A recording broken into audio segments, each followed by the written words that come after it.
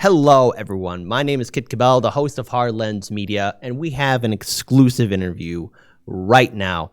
Corporate media is afraid of the financial future, and that is Bitcoin. And joining us here is the host of the Keiser Report. Also, you might have heard of red pill and blue pill. Well, no, it's time to start embracing the orange pill. Ladies and gentlemen, give it up for Max Keiser. Max, thank you so much for joining us here at Hard Lens Media. My pleasure. Finally get on.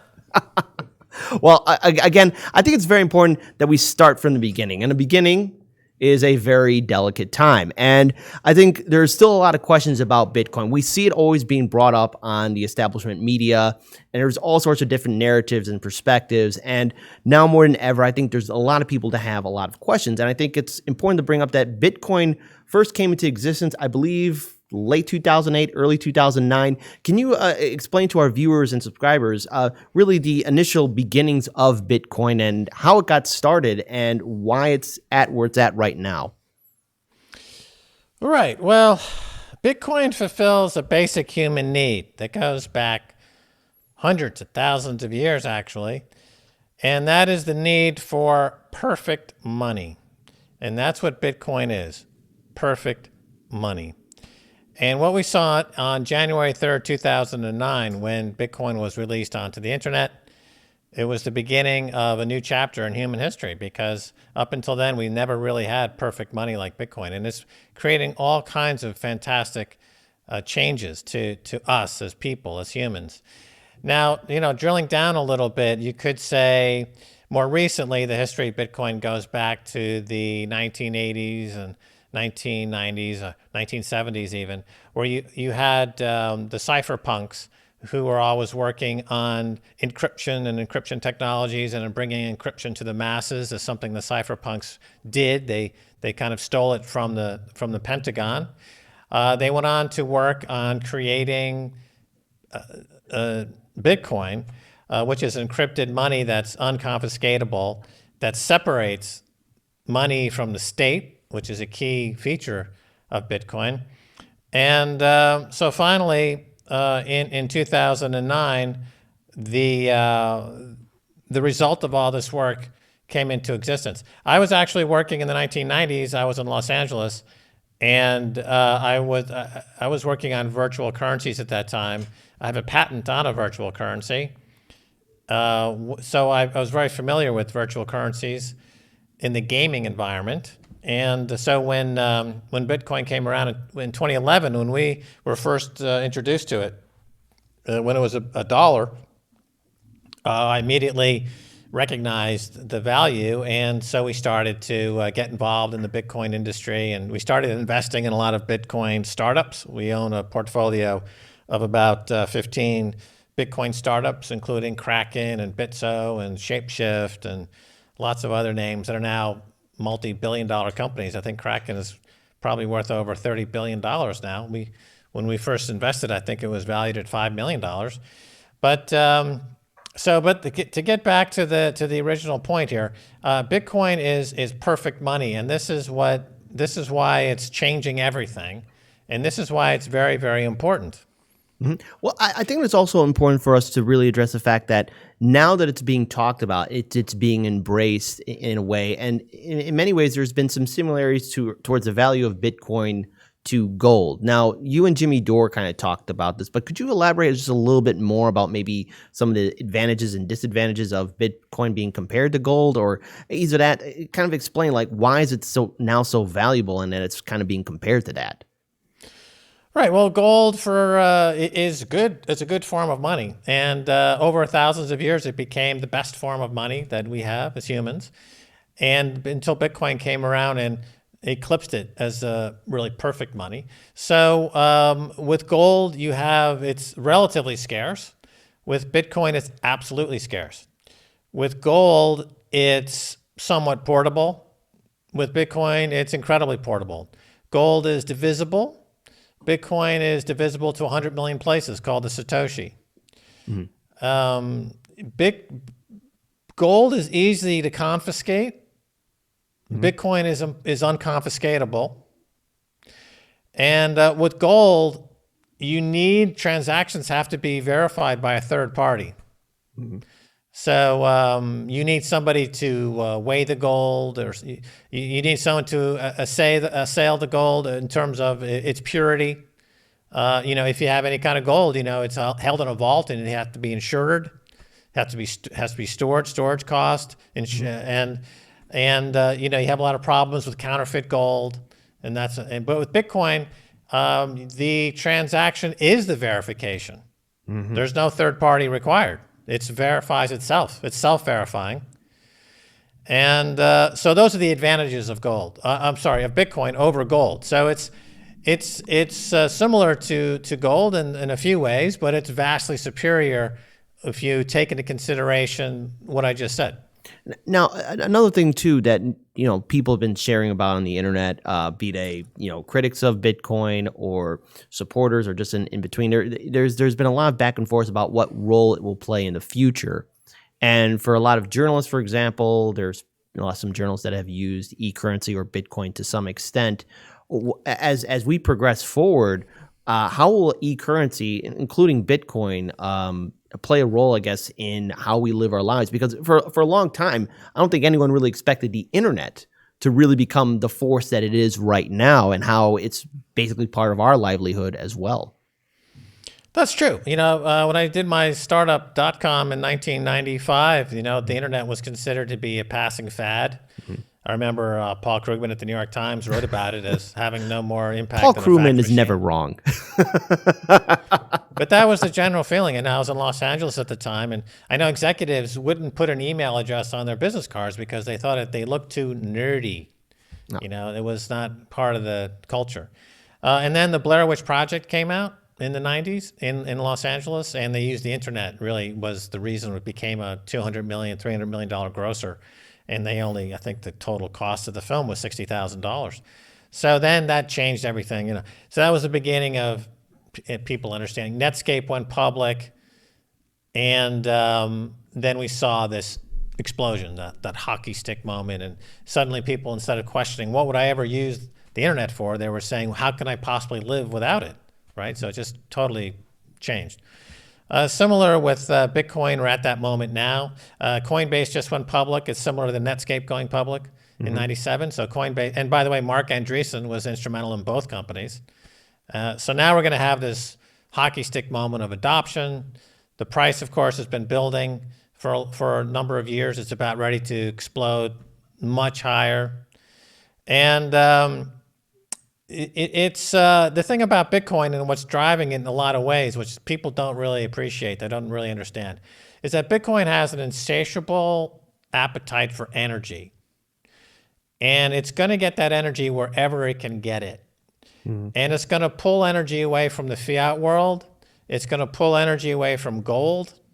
It's going to pull energy away from the property market, from the bond market, because the way the technology is built, it has an insatiable appetite for energy. It's a monster looking for energy, and to drive, what's called the hash rate. So the hash rate is computational power of the network, and it's running at 170 quintillion calculations per second. So to put that into perspective, every grain of sand on planet Earth in total would equal about 7 quintillion grains of sand. The hash rate of Bitcoin is running at almost 200 quintillion calculations per second, and that's set to keep exploding higher. The hash rate's never been in a bear market. The hash rate's just been exploding higher for almost 12 years now, and that's not going to stop.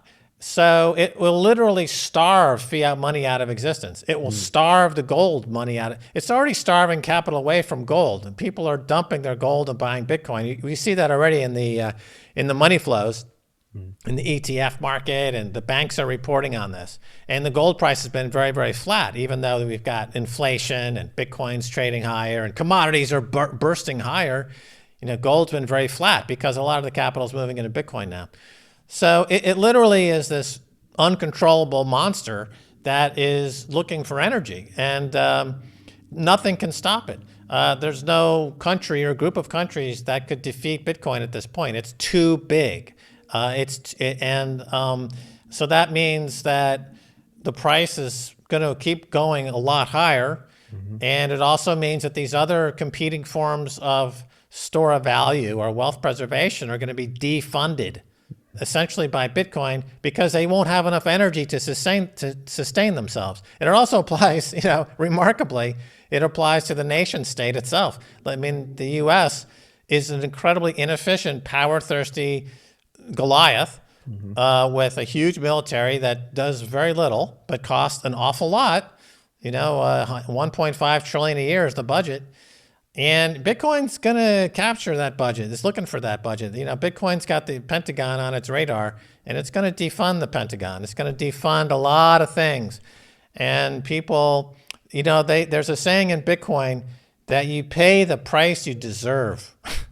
So basically, in a nutshell, Bitcoin is the FU money to the establishment, and more importantly, it's something that people can rally behind. And we've seen like a lot of just regular people talk about Bitcoin, and it's very similar to Wall Street Bets, how that was also a pushback against those in power who are in the top 1%. And yet sadly, what we're seeing here, and this is just only recent, we actually covered this earlier this week, and I want to get your opinion on this, but the champion of justice and integrity, good old Jamie Dimon, JP Morgan Chase's president, is basically eating his own words. He's eating crow because after years of dismissing Bitcoin and crypto as child playthings, now we're looking at, or at least Chase Bank is looking at basically doing their own Bitcoin, or is it at getting involved in the Bitcoin game? And should this be a concern to anyone that's like involved in Bitcoin or any other e-currency, that now the banks, especially if Chase is starting to get involved, is this a concern of their way to trying to control this and take it away so that once again the establishment has full power over anything and the little person is left holding the bag or gets nothing at all?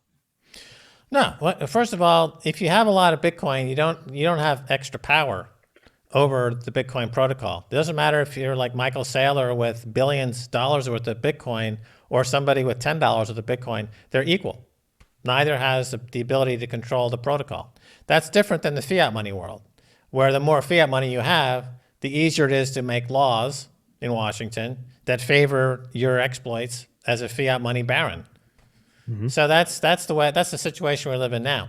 As far as Jamie Dimon and any other banker coming in to the space, or a hedge fund manager, or insurance companies, endowments, this is something that is predictable. And we talked about it now for 5 or 6 years as being inevitable, because Bitcoin's a new asset class. They're in the business of the asset class management business, and therefore, ipso facto, they have no choice but to have a position on Bitcoin. They can't ignore it, because then their board of directors would fire Jamie Dimon, because he can't willfully, as a fiduciary, his responsibility is such that he would be committing an act of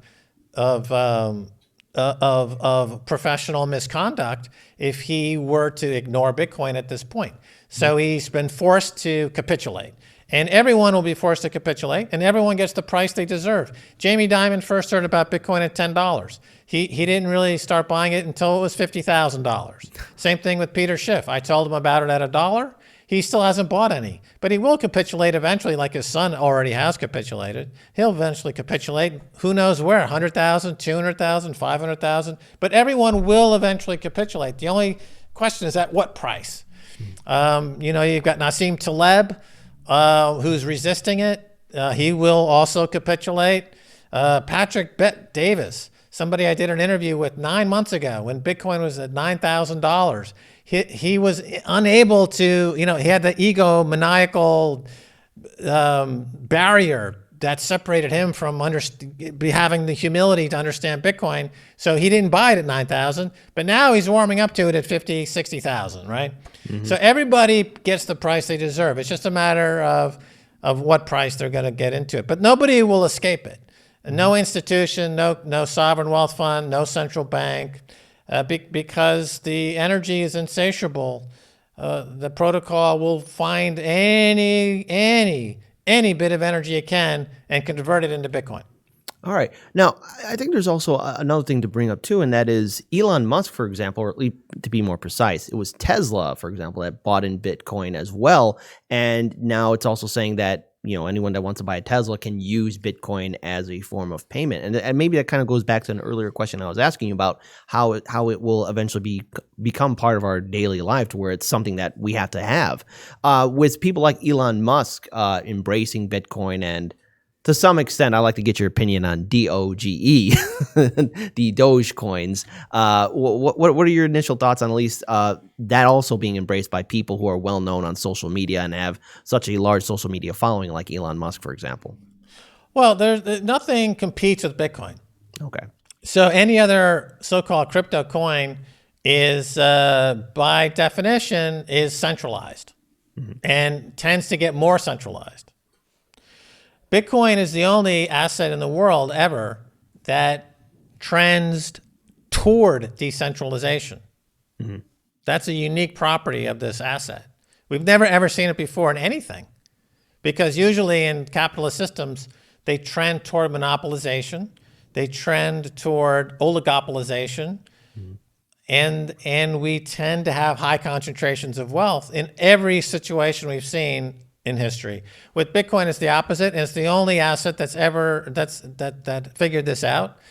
It actually gets more decentralized as time goes forward. So once you talk about anything else, whether it's one of these altcoins, gold, which is always gone towards centralization, any kind of fiat money, any kind of property, collectibles, anything, it ends up skewing toward centralization. So it doesn't compete. It doesn't mean that, these other coins also are used as gambling instruments, and gambling is a big industry. People go to Las Vegas and they gamble.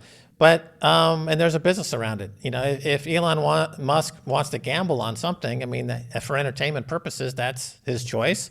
But you can't compare it to Bitcoin. But he's welcome to have fun with gambling. I go to Vegas too sometimes, and it's a lot of fun. There's no argument from me here about that. But let's actually switch gears, especially as we're getting to the end. We're seeing a lot of social media content creators being censored on YouTube, from independent media to other people who cover different types of genres. And YouTube has basically made it very difficult for regular people. We're even seeing outlets like even RT being heavily censored on YouTube. But yet there's two alternatives that are now starting to pop up that's helping people out more, and they're using their own form of e-currency. There's Odyssey, which is using the library token, as well as Rockfin, that's using the RE token as well. What are some of your concerns or thoughts about the fact that we're seeing this massive waves of censorship, and how journalists and other content creators are being censored by the establishment? Do you think there's future in platforms like Odyssey and Rockfin that are at least embracing free thinking media and free speech? Well, on the censorship front, it's sad because it shows loss of confidence. So in the U.S., they are embracing more censorship because it's become a very frightened country with very little confidence in itself. I think they see the rise of China, and they see what's happening out in the rest of in Asia and other parts of the world.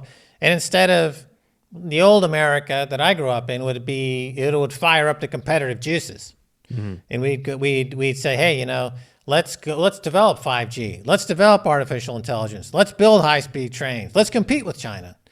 But instead, now the U.S. is kind of burning out a little bit. The dollar's shaky; it's probably going to collapse very soon.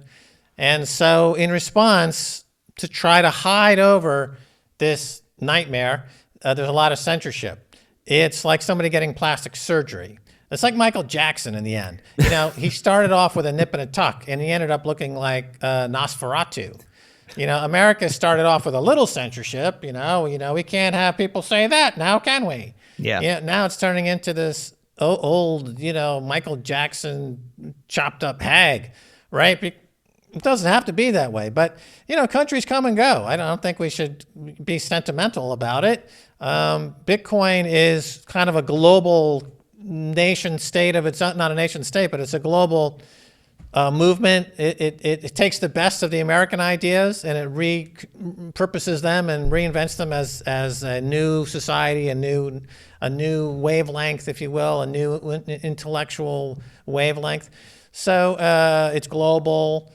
And I think for me, like I tweeted something a while ago that got a lot of traction. Like Bitcoin gives me the ability not to give a fuck about politics, right? Because it's just, Bitcoin is, I go wherever I want to go. I mean, if the U.S. wants to cower in fear and doesn't want to compete anymore, and they want to take all the good stuff and ignore it, I'm like, well, I mean, what can I do? I'm happy to go somewhere else, and I've got my Bitcoin, and fuck you. You're not going to get an argument from me in regards to that, and I think it's long overdue that we actually have this conversation and look at other potential currencies. And with the censorship that's happening on YouTube firsthand, we've dealt with it twice here at our studio. A lot of our fellow colleagues from Nico House, Graham Elwood, Lee Camp, and so many others have really been hit hard by the YouTube censorship, and it's pretty devastating. But at least there's Odyssey and Rockfin that are bringing up that alternative. So I think as a final question for our viewers and subscribers, you're the host of the Keiser Report on RT. You also have your podcast, The Orange Pill. For our viewers and subscribers, where can we learn more about you, find you online on social media, and when your shows air? Where can our people find all those links on social media? Well, I'm usually on Twitter. Max Keiser is my Twitter handle. And other than that, it is a bit of a moving target where these things are. But on YouTube, we do have the Orange Pill podcast channel. And we do 2 shows a week. We do a microdose on during the week, which is like a live stream. And then we do more of a formal program. It airs on Sunday.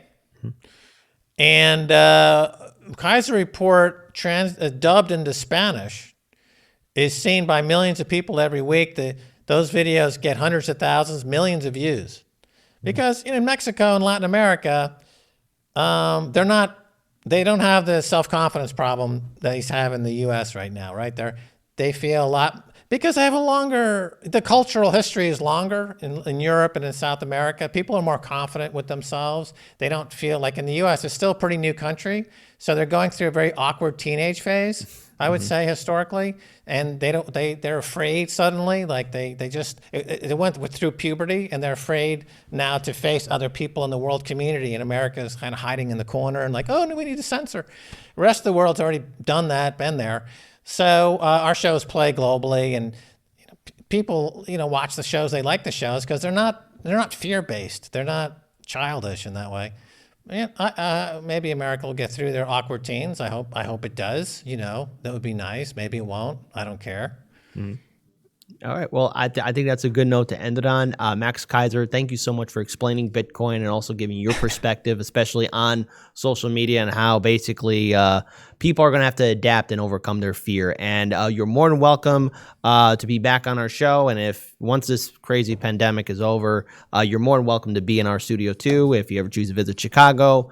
With that being said, again, be sure to check out Max Keiser's show, The Keiser Report. Check out his podcast, The Orange Pill. I'll be sure to follow him on Twitter. My name is Kit Cabell, the host of Hard Lens Media. Peace to you guys, and let us all do what we can to build a better future.